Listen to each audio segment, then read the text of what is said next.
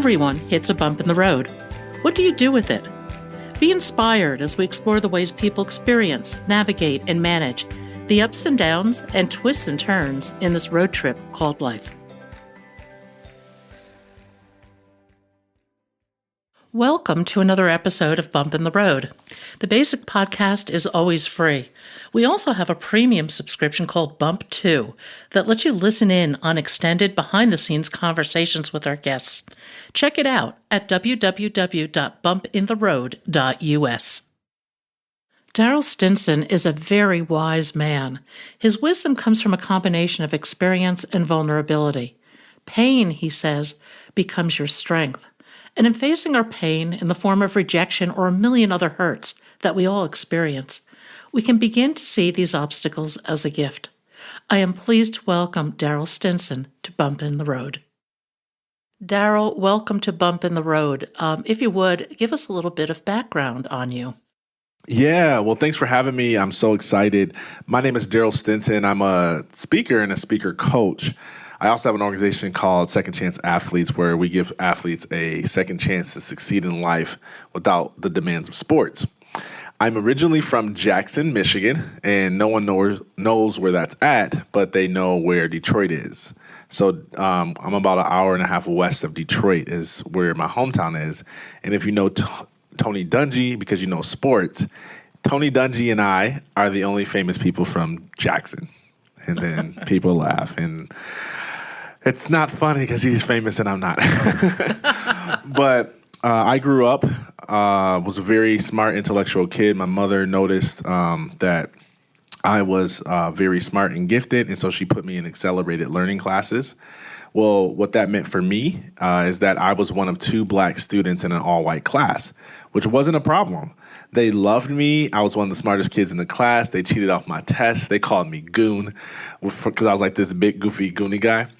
And I loved it. And I thought that since they loved me, everyone in the school must love me. Like, who didn't like Darryll?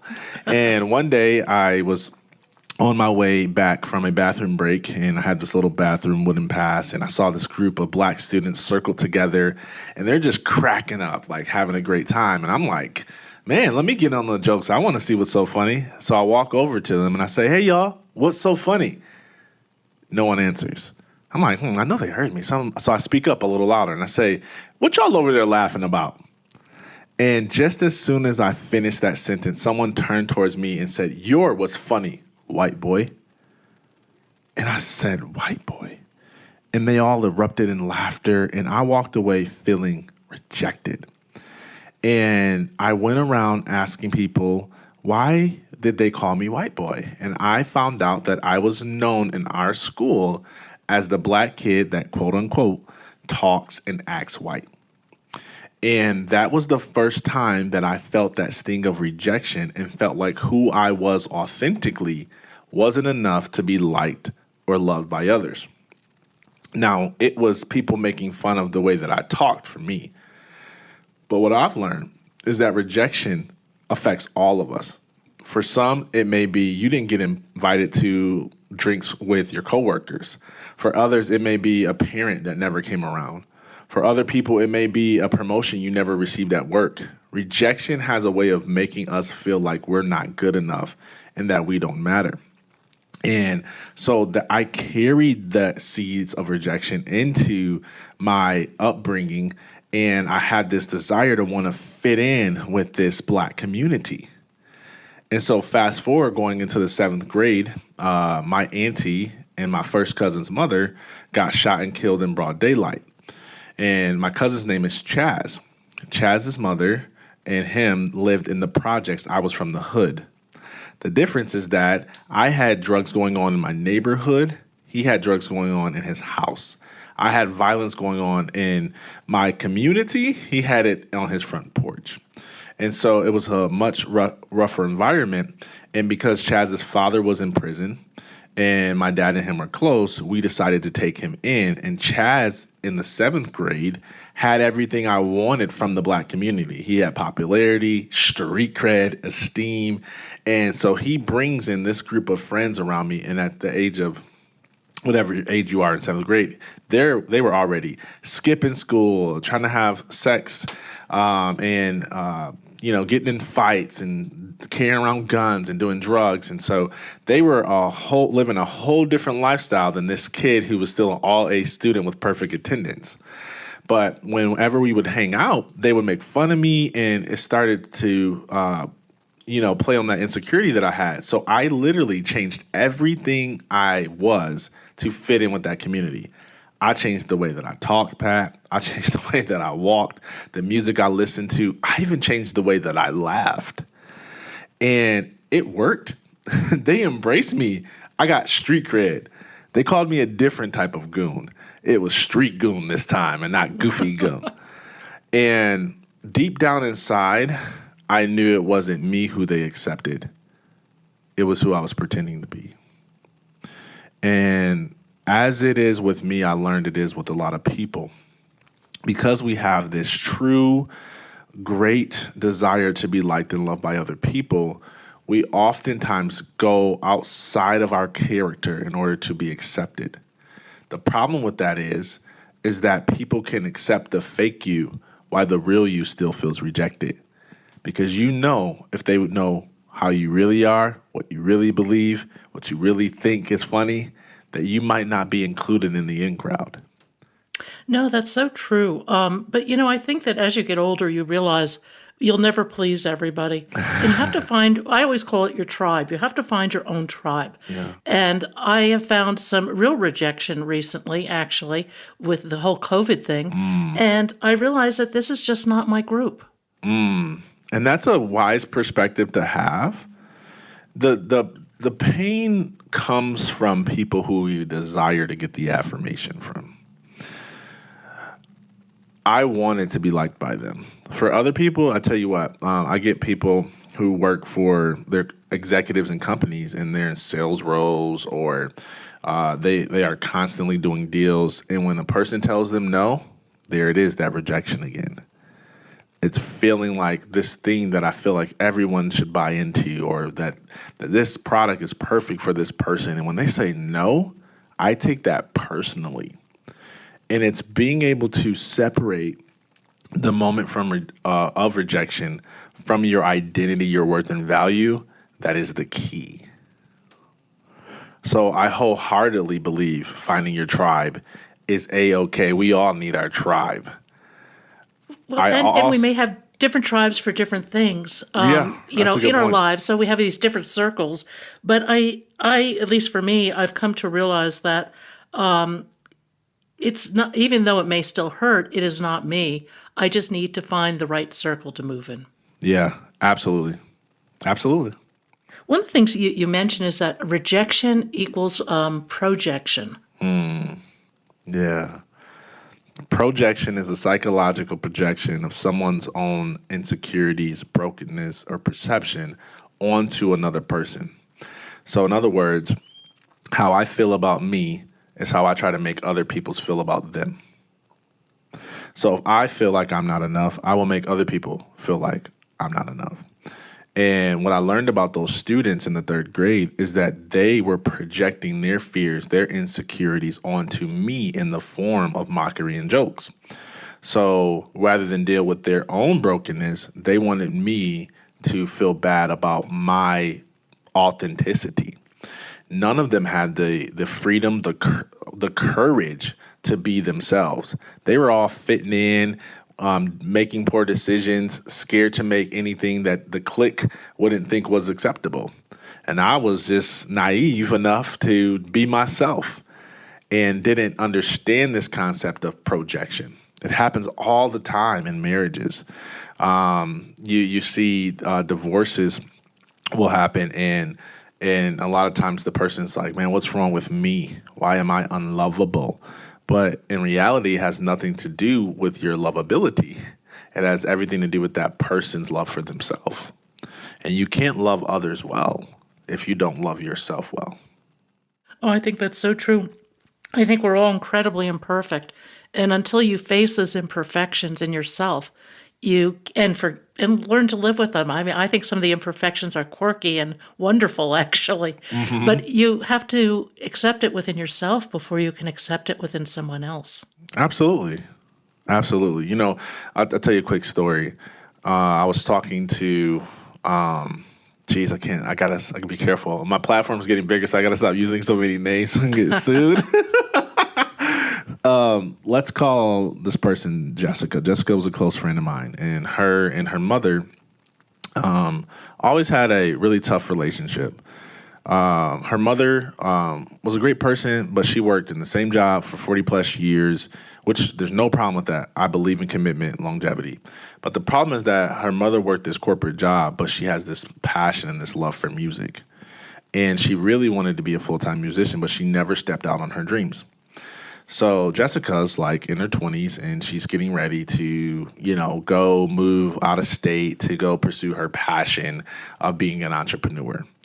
And her mother, literally on the live stream where Jessica's making this announcement, comments and starts talking about how stupid and dumb she is.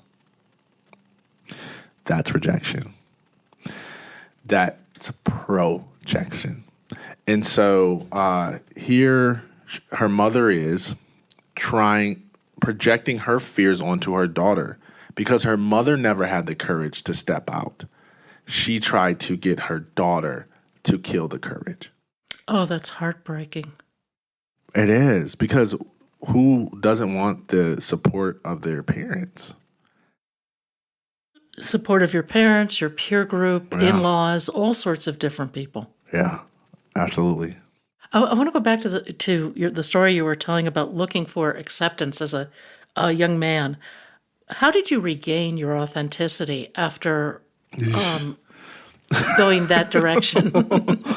I did it. I sold completely out. I kept it up through college. And it wasn't until I had a career-ending back injury that took my path of being an NFL athlete away from me that I was forced to deal with this lack of identity that I had. Because I could no longer hide behind the street ego because I was battling an addiction to opioids. I could no longer hide behind my athletic success because it was no longer possible. And I had to find a way to be me again and didn't even know where I was. I had been faking it for so long. I didn't know what was my real laugh, what was my fake laugh, what music do I really like, and what do I only like because it's what I turn on because I know that's what other people want to hear. And, excuse me. And so I hit rock bottom and I did not know how to communicate my emotions. I thought that vulnerability was weakness. You weren't supposed to show weakness. That was what I was taught as a man and as an athlete. So I imploded. I kept it all to myself and I started turning to drugs to deal with it. Long story short, it led to a really bad addiction that caused me to enter into this suicidal state of mind, and I attempted suicide multiple times. I ended up in a psychiatric care facility in Detroit, Michigan, and there I went through a lot of inner healing and had a very pivotal moment that gave me hope. And from that experience, I began the process of figuring out who I was and peeling off all of these layers of what I was pretending to be. And I developed a model that I would rather be real and be rejected than to be fake and be accepted. And so That's I powerful. started living that out. Thank you. And I started living that out. Now here's the kicker, Pat. The hardest thing about this is that one of my gifts is speaking. And people saw it in me, but I didn't see it in me. But I kind of knew, I had this inner knowing that this is what I'm supposed to do with my life. This is a huge part of my future. But I hated it. I was so insecure that when people did icebreakers and they go around the room and say, hey, what's your name and your favorite animal in your hometown? I would leave the room and fake like I had to go to the bathroom so they would skip over me. The first speech I did, I tried to recite through a recorder with headphones in my ear and a hoodie up. And I got off sync of my recording. And so I started repeating sentences. Oh, that had to be terrible. Oh, it was embarrassing. And my best friend was there, and he still laughs about it to this day. How did you learn to be more comfortable with public speaking? Phew. So, I mean, this is why I'm so passionate about helping speakers, because it was my pain. They say your pain will become your purpose. And so one key point for me was that I had to reframe how I viewed vulnerability, and I had to realize that it was strength, not weakness. It takes more strength to be vulnerable than it does to keep secrets. And public speaking, as you know, is the number one fear that most Americans have. They say that people fear public speaking more than they fear death, which is really, the study says drowning, which is obviously death. But they would rather drown than to get in front of people and speak. And I was the same way. And I learned that public speaking is like psychologically undressing in front of other people. Interesting. And I had to learn to get up there and be vulnerable. And so I think ahead. It's partly being vulnerable, and I also think it's partly if you speak with passion and from your heart, which perhaps is vulnerability as well. I think that type of energy really connects with people. So passion without vulnerability is hype. Passion with vulnerability is power. Okay, watch. I'll show you. I'll demonstrate. I believe that you can be all that you can be. I believe, Pat, that you're going to accomplish all your dreams. All you got to do is put grit and hustle and grind into it. You can do all things that you set your mind to. That's passion. You hear it in my voice. Now watch this. I believe you can do all things, and no matter what life throws with you. I know what it's like to sit in my blue Dodge Stratus and tears drop down my face as I wrote my suicide letter saying goodbye to everyone I love because I didn't think I had purpose. The two are so remarkably distinct. Unbelievable. You see the difference? Yeah. You see the difference? And so and that's what the world is craving right now. Is passion and vulnerability combined. Because we've got a lot of passion over the years, and social media is a great place for passion. But there's a hollow emptiness beneath it that says, where's your vulnerability? I agree. One of the things that I'm fascinated by, which is why I do this podcast, is how people take incredibly adverse circumstances and work through them. Because it's never a point in time where magically you pivot and everything's great. Right. It often takes years to work through these things. Exactly. And it's tough, but we all got that fight in us. That's why we love Rocky movies, and because we see ourselves in those stories. That's why the hero's journey is one of the most common formats of public speaking. I want to give one more tip. Yeah. So reframe it. Embrace vulnerability is how when I started to see vulnerability as strength and not weakness, I started to become a better public speaker and a more impactful one. The second thing is I had to realize my motivation. Now, I said, if you were to ask me and quiz me, why do you speak? Well, to help other people. But yet, when I got up there, it was all about getting affirmation and not giving. And I reached out to a mentee, and he said to me, a mentor, and he said this to me that I want to offer to your audience. I said, man, how do you do it, man? How do you follow great communicators? You know, when you feel so insecure, how do you do it? He said, man, I used to struggle with that, but then I realized something. My goal is to be helpful, not to be impressive. And I was like, wow. That's a lot of humility. It hit me. Everything I was doing, I was trying to be impressive. The reason why I was so stressed out, Pat, is because I was trying to be impressive. I was trying to find the right quotes, the tweetable statements, the character, the emotion to make people give me standing ovations. I wanted people to say it was amazing. And deep down I wanted to impact, but because I was so insecure, I wanted applause, acceptance, affirmation, and you can't be in service when you're trying to take. And so I had to learn that my goal when I get up there is to be helpful. So that was the seed, and I'm going to tell you the experience that shifted the belief. Because I believe so much in thinking that drives behavioral change, but when you combine it with experience, you have transformation. Okay. So I started to think that way, made improvements. And then one day I was speaking at a youth conference, and there was a line of about 20 or so people that wanted to say thank you after the speech. And at the end of the line, there's this little girl, and she walks up to me, and she's shaking. She says, "Sir, I just want to say thank you for your message today." And she pulls up this wristband on her wrist, and she says, "I've been cutting myself because my parents dropped me off at an orphanage last year, and they never gave me a reason why. And I figured that there must be something wrong with me, and I deserve to be in pain. And I've never told anyone about this battle. But there was something about hearing your story today that gave me the strength to come out and share my story." Wow, that Crushed blows me me. away. Crushed me. I hugged her in my arms. This was a 14-year-old girl. I hugged her in my arms. Thank God there was a staff member there who had just so happened to come from Operation Christmas Child, and she had been to 14 different orphanages in her life. She was able to spend 2 hours with this young lady.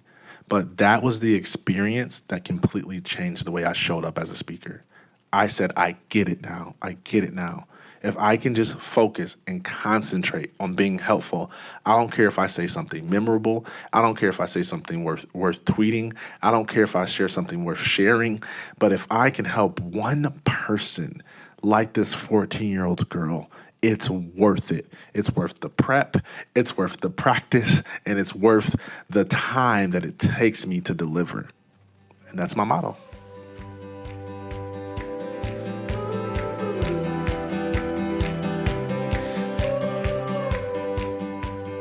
Thank you for joining us today. I hope you found something in today's podcast that inspires you along your own life's path, because sometimes a bump in the road is actually a portal into a more conscious and meaningful life. You can subscribe to our free podcast at www.bumpintheroad.us or become a premium member to hear the full conversation. Just go to www.bumpintheroad.us for more information and to sign up.